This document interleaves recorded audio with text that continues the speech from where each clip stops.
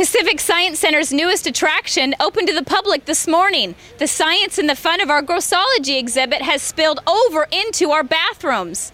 The creator of Grossology, Sylvia Branzi, was on hand this morning as we debuted the coolest and grossest bathrooms in the world.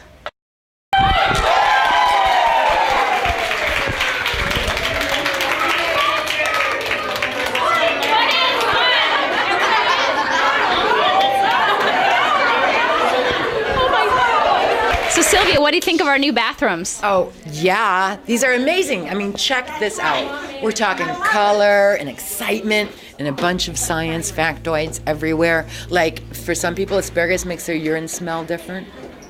You can come in here and learn that right before you pee. Gross. So this is a great way to combine science, though, with bathroom stuff, right? Oh, it's a great way to combine science with a little bit of bathroom humor, too.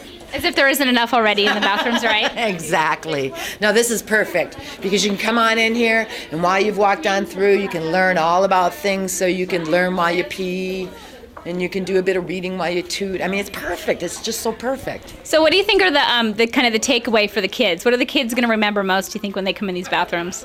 I think what they're going to do is they're going to come into the bathroom and remember, oh my gosh, these were the funnest bathrooms I've ever seen. And then I'll bet you they'll come out and start asking people questions about their pee. And it won't just be potty humor, right? There'll be some science in there, too. Exactly, because the whole point is to draw them in, give them a little bit of science without them even knowing it.